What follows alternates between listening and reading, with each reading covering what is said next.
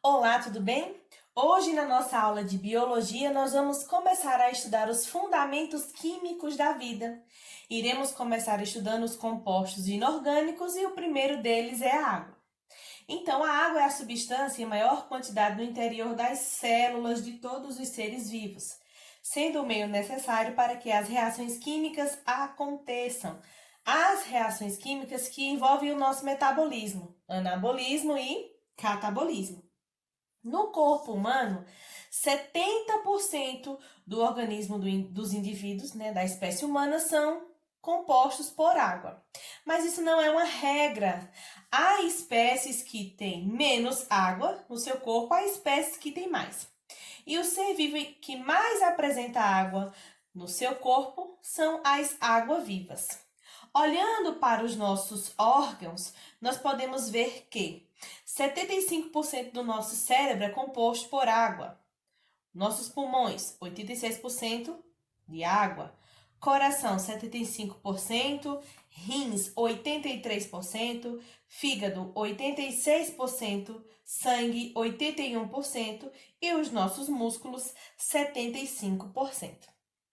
À medida que envelhecemos, as nossas células perdem naturalmente a capacidade de armazenamento de água por conta da diminuição das vias metabólicas. Então, por faixa etária, na fase embrionária, o corpo do embrião apresenta 100% de água nas suas células.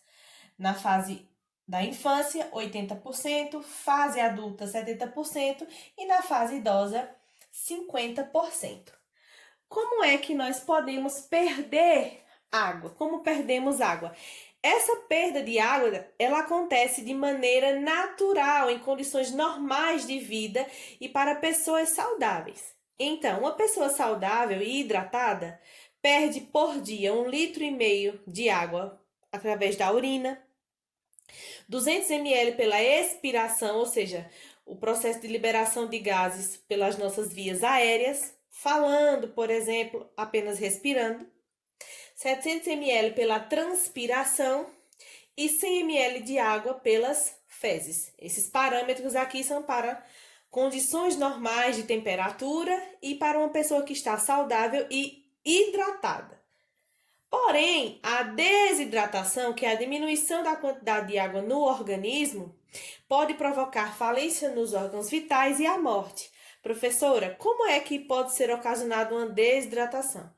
Quando o indivíduo não toma as quantidades de água indicada para o seu organismo, quando não se alimenta bem, certo? Isso pode desencadear um processo de desidratação. E também quando essa pessoa está doente. Um exemplo é a diarreia. A diarreia pode provocar um quadro de desidratação.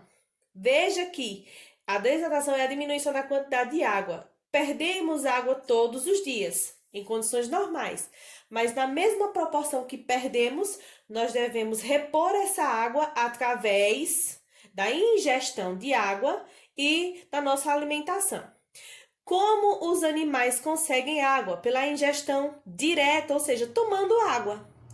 E as plantas conseguem água para o seu organismo através da absorção da água que está no solo através de suas raízes. Então, para os animais, através da ingestão direta e para os vegetais, através da absorção. Aqui em transpiração, eu gostaria de falar o seguinte.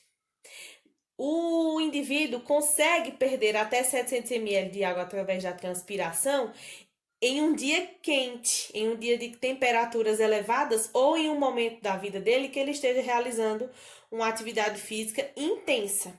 Se estiver frio ou se esse indivíduo estiver em repouso, ele não perderá esses 700 ml de água, ele perderá menos, ok? E para encerrarmos a água, quais são as funções biológicas da água? A água serve primeiramente como solvente para as substâncias.